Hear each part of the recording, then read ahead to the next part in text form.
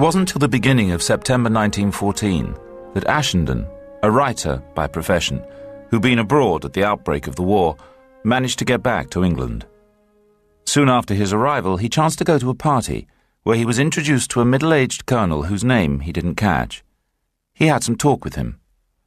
As he was about to leave, this officer came up to him. "I say, I wonder if you'd mind coming to see me. I'd rather like to have a chat with you." "Certainly," said Ashenden. "Whenever you like." "What about tomorrow at 11? When Ashenden walked along next morning to keep his appointment, he found, on the house at which he'd been asked to call, a board announcing that it was for sale. The shutters were closed, and there was no sign that anyone lived in it. He rang the bell, and the door was opened by a non-commissioned officer so promptly that he was startled. He was led immediately into a long room at the back, once evidently a dining room, but now sparsely fitted out as an office. The colonel, who, as Ashenden later discovered, was known in the intelligence department by the letter R, rose when he came in and shook hands with him.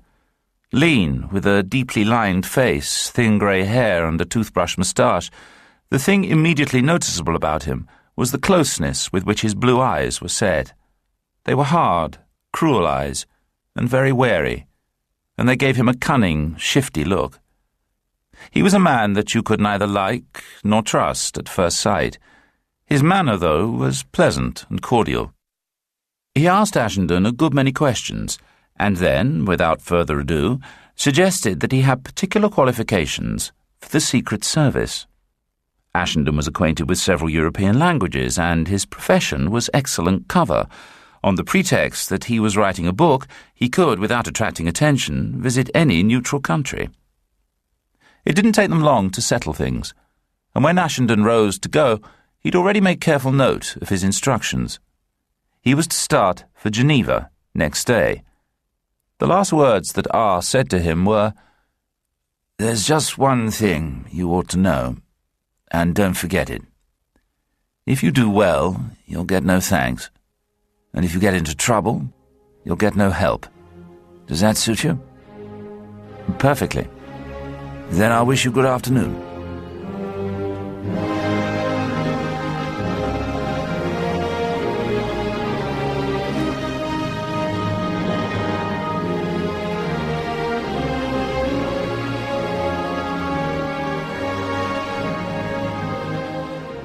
Ashenden hadn't been in post very long when, one day at about 5 in the afternoon, an Indian agent of his came to see him in his hotel. It was only by chance that he was in, for he had no appointment with him, and the agent's instructions were to come to the hotel only in an emergency. He told Ashenden that a Bengali in the German service had recently arrived in Switzerland from Berlin. He'd come with a black cane trunk containing documents of vital interest to the British government. At that time, Germany was doing its best to foment trouble in India, so that Britain would have to keep its troops in the country and perhaps send others from France. Ashenden's agent had managed to get the Bengali arrested in Bern on a charge that would keep him out of harm's way for a while, but he'd been unable to get his hands on the black cane trunk. What Ashenden's agent had discovered was that, before going to Bern, the Bengali had left the trunk in the cloakroom at Zurich station. He still had the receipt needed to redeem it, but now that he was in jail awaiting trial, was unable to get it to any of his confederates. The German intelligence department had to get their hands on the contents of the trunk without delay, and they decided to break into the station that very night and steal it. In this bold scheme, Ashenden recognized the dashing and unscrupulous touch of the head of the German Secret Service at Bern. But the burglary was arranged for 2 o'clock the following morning, and there wasn't a moment to lose. He could trust neither the telegraph nor the telephone to communicate with the British officer at Bern. The Indian agent couldn't go. He was taking his life in his hands by coming to see Ashenden. There was nothing for it but to go himself. There was a train to Bern that he could just catch, and he put on his hat and coat as he ran downstairs. He jumped into a cab. 4 hours later, he rang the bell of the headquarters of the intelligence department. A tall, tired-looking man, whom he hadn't met before, came out and led him into an office. Ashenden told him his errand. The tall man looked at his watch. "It's too late for us to do anything ourselves. We couldn't possibly get to Zurich in time," he reflected. "We'll put the Swiss authorities on the job. They can telephone to Zurich, and when your friends attempt their little burglary, I've no doubt they'll find the station well guarded. Anyhow, you better get back to Geneva." As they shook hands, Ashenden was well aware that he'd never know what happened next. Being no more than a tiny rivet in a vast and complicated machine, he never had the advantage of seeing the results of his work. On his way back to Geneva, the night was stormy, and the wind blew cold from the mountains, but the little steamer plodded sturdily through the choppy waters of the lake. A scudding rain, just turning into sleet, swept the deck in angry gusts. Notwithstanding his fur coat and muffler, Ashenden was chilled to the bone. It was warm in the saloon, but he thought it better not to sit there in case some habitual traveller, recognizing him, wondered why he made these constant journeys between Geneva in Switzerland and Thonon in France.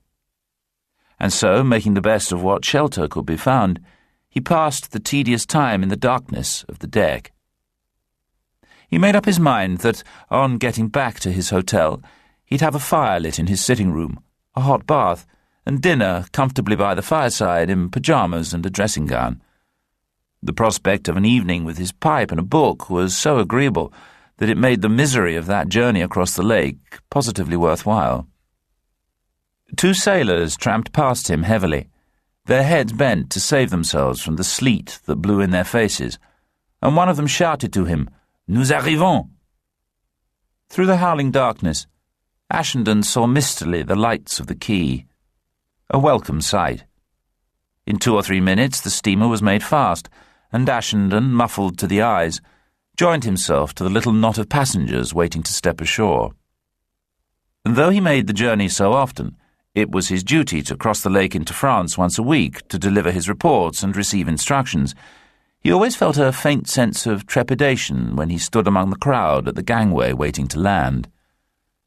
The problem was that there was nothing on his passport to show that he'd been in France. The steamer went round the lake, touching French soil at 2 places, but going from Switzerland to Switzerland, so that his journey might have been to Vevey or to Lausanne. But if he'd been followed by the secret police and seen to land in France, the fact that there was no stamp on his passport would be difficult to explain. Of course, he had his story ready, but he knew that it wasn't very convincing. He might have to spend 2 or 3 days in jail, which would be uncomfortable, and then be firmly conducted to the frontier, which would be mortifying. The Swiss knew well that their country was the scene of all manner of intrigues. Secret service agents, spies, revolutionaries and agitators infested the hotels of the principal towns, and jealous of their neutrality, the Swiss were determined to avoid getting embroiled with any of the belligerent powers. There were, as usual, 2 police officers on the quay to watch the passengers disembark, and Ashenden, walking past them with as unconcerned an air as he could assume, was relieved when he'd got safely by. The darkness swallowed him up, and he stepped out briskly for his hotel. It was hail now that blew in Ashenden's face, and the pavement was so wet and slippery that he had to walk with caution. The hotel faced the lake. When he reached it and a page boy opened the door for him, he entered the hall with a flurry of wind that sent the papers on the porter's desk flying. Ashenden stopped to ask the porter if there were letters for him. There was nothing, and he was about to get into the lift when the porter told him that 2 gentlemen were waiting in his room to see him. "Oh," he said, not a little surprised. "Who are they?" He'd taken care to get on friendly terms with the porter, and his tips for trifling services had been generous. The porter gave a discreet smile. "I think they're the police." "What do they want?" asked Ashenden. "They didn't say." "How long have they been there?" "An hour." "I'll go up and see them." The liftman stood aside to let him step into the lift, but Ashenden shook his head. I'm so cold, I'll walk up." He wished to give himself a moment to think, but as he ascended the 3 flights slowly, his feet were like lead. There could be small doubt why 2 police officers were so bent upon seeing him. He suddenly felt dreadfully tired and unable to cope with a multitude of questions. And if he were arrested as a secret agent, he'd have to spend the night in a cell. He longed more than ever for a hot bath and a pleasant dinner by his fireside. He had half a mind to turn tail and walk out of the hotel, leaving everything behind him. He had his passport in his pocket, and he knew by heart the hours at which trains started for the frontier. Before the Swiss authorities had made up their minds what to do, he'd be in safety. But he continued to trudge upstairs. He didn't like the notion of abandoning his job so easily. He'd been sent to Geneva knowing the risks, and it seemed to him that he'd better go through with it. Of course, it wouldn't be very nice to spend 2 years in a Swiss prison, but the risk was one of the inconveniences of this profession. His spirits rose, and as he reached the landing of the 3rd floor and stood for a moment outside his door, he determined to brazen the thing out. It was with a genuine smile on his lips that he turned the handle, and entering the room, faced his visitors. "Good evening, gentlemen," he said. The room was brightly lit, and a fire burned in the hearth. Nevertheless, the strangers sat in their greatcoats and bowler hats, as though they'd only just that moment come in. They were 2 powerful men with black moustaches, heavily built, and they reminded Ashenden of the giants in the Rheingold, Fafner and Fasolt. Ashenden gave his room an enveloping glance. He was a neat creature and saw at once that his things, though not in disorder, weren't as he'd left them. That didn't disturb him, for he kept nothing in his room document that would compromise him. "What can I do for you, gentlemen?" he said. "It's warm in here. Wouldn't you like to take off your coats and hats?" "We are only staying a minute," said one of them. Ashenden unwrapped his scarf and removed his heavy coat. "Won't you have a cigar?" he said, offering the box to the detectives in turn. "I don't mind if I do," said Fafner, taking one, upon which Fasolt helped himself without a word. The name on the box appeared to have a marked effect on their manner, for both now took off their hats. Fafner bit half an inch off the end of his cigar and spat it in the fireplace. "You must have had a very disagreeable walk in this bad weather."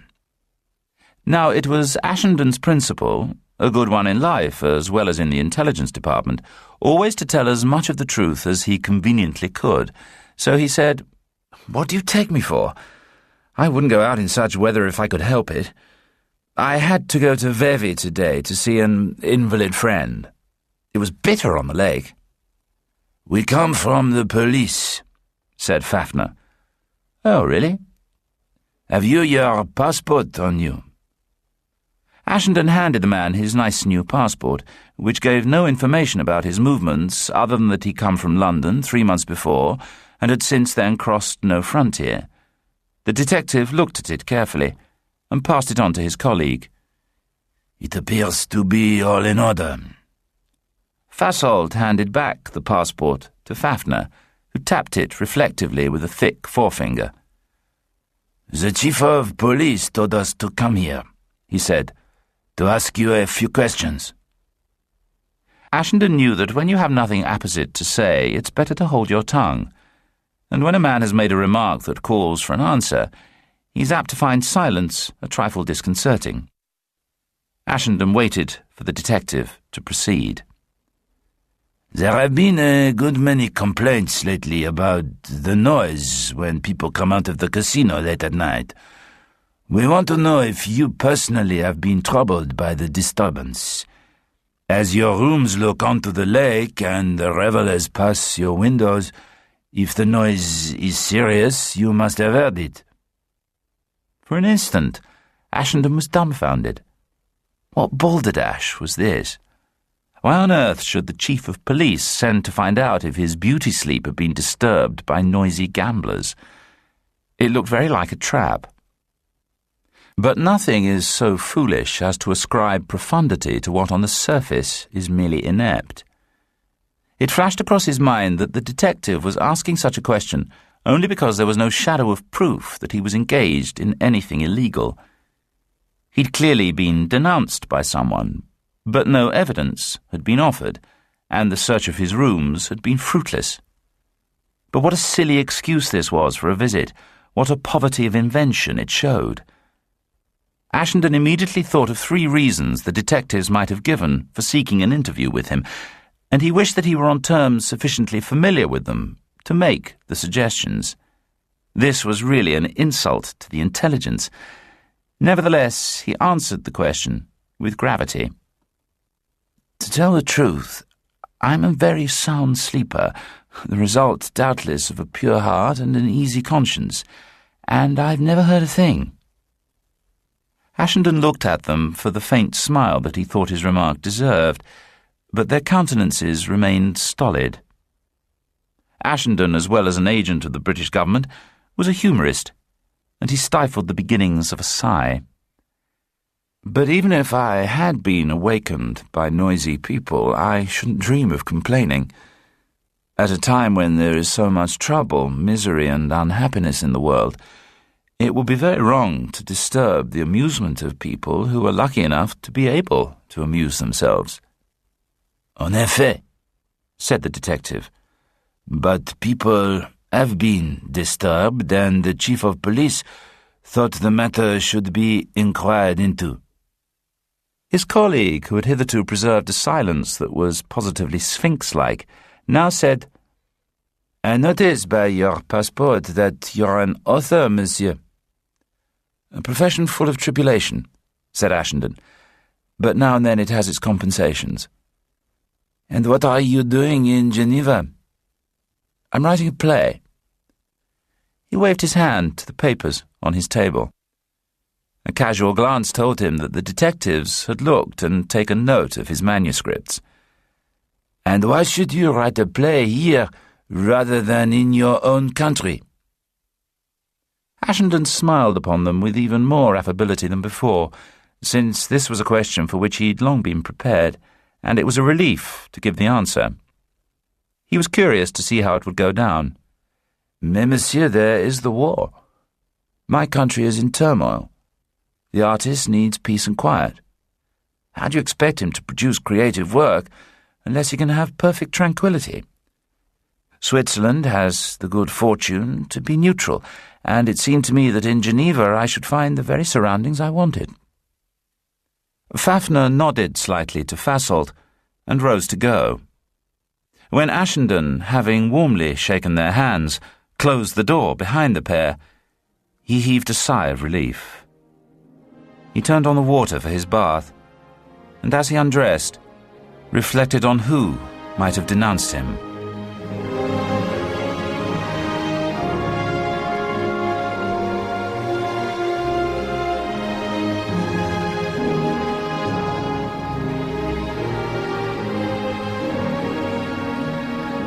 The day before, an incident had occurred that might explain it. There was in his service a Swiss, known in the intelligence department as Bernard, who'd recently come from Germany. Ashenden, wishing to see him, had instructed him to be at a certain cafe at a certain time. Since Ashenden hadn't met him before, and so that there might be no mistake, he'd informed him through an intermediary what question he himself would ask and what reply Bernard was to give. On entering the cafe, Ashenden saw only one man of about the age he knew Bernard to be. He was by himself, and going up to him, Ashenden casually put to him the prearranged question. The prearranged answer was given, and sitting down beside him, Ashenden ordered himself a dubonnet. The spy was a stocky little fellow, shabbily dressed, with a bullet-shaped head, close-cropped, fair, with shifty blue eyes and a sallow skin. He didn't inspire confidence, but Ashenden knew by experience how hard it was to find men willing to go into Germany, which was why his predecessor must have engaged him. Bernard was a German Swiss, and spoke French with a strong accent. He immediately asked for his wages, and these Ashenden passed over in an envelope in Swiss francs. He then gave a general account of his stay in Germany and answered Ashenden's careful questions.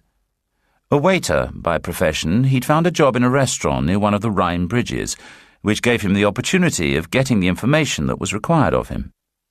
Ashenden expressed his satisfaction, gave him his orders, and prepared to finish the interview. "Very good," said Bernard. "But before I go back to Germany, I want 2,000 francs. Now, before you leave this cafe, it's a sum I have to pay, and I've got to have it." "I'm afraid I can't give it to you." A scowl made the man's face even more unpleasant to look at than before. "You've got to." "What makes you think that?" The spy leaned forward. "Do you think I'm going on risking my life for that beggarly sum you give me? Not 10 days ago, a man was caught at Mainz and shot. Was that one of your men?" "We haven't got anyone at Mainz," said Ashenden. He'd been puzzled not to receive his usual communications from that place, and Bernard's information might provide the explanation. "You knew exactly what you were to get when you took on the job," said Ashenden, "and if you weren't satisfied, you needn't have taken it. I have no authority to give you a penny more." Bernard took a small revolver out of his pocket. "What are you going to do with that?" said Ashenden. "Pawn it?" Bernard shrugged angrily and put it back. "You refuse to give me the money?" "Certainly." The spy, although somewhat truculent, had kept his head and never for a moment raised his voice. Ashenden could see that Bernard, however big a ruffian, was a reliable agent, and he decided to suggest to R that his salary should be raised. The scene diverted him.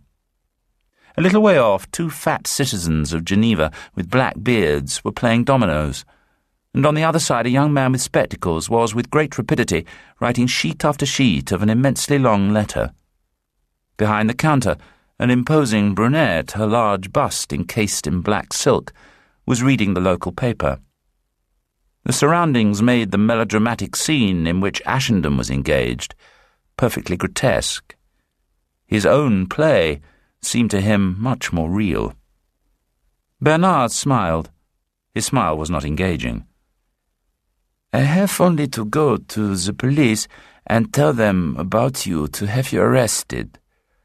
Do you know what a Swiss prison is like?" "No, I've often wondered. Do you?" "Yes.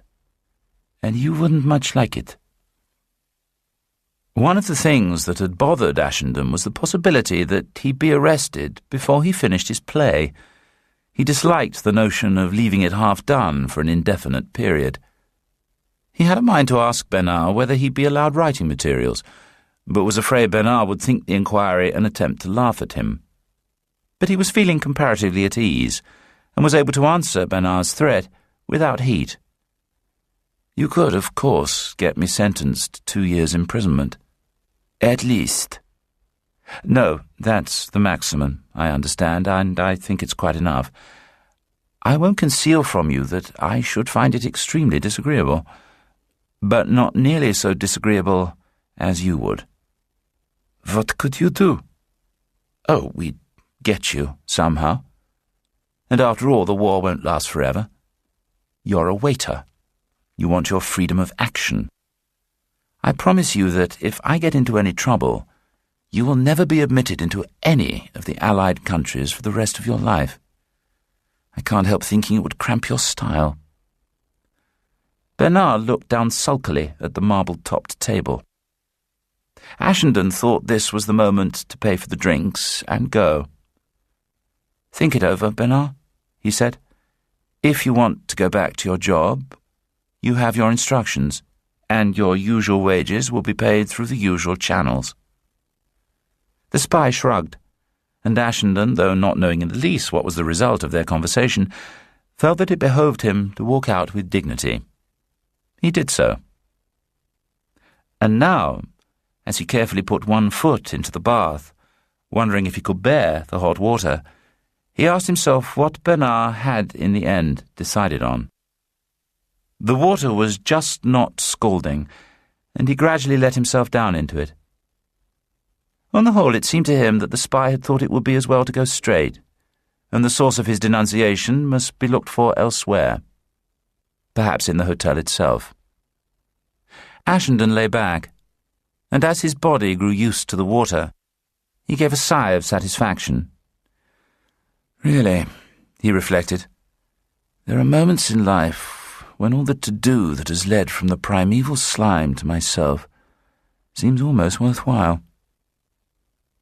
Ashenden could not but think himself lucky to have wriggled out of the fix he'd found himself in that afternoon. Had he been arrested and in due course sentenced, R, shrugging his shoulders, would merely have called him a damn fool and set about looking for someone to take his place.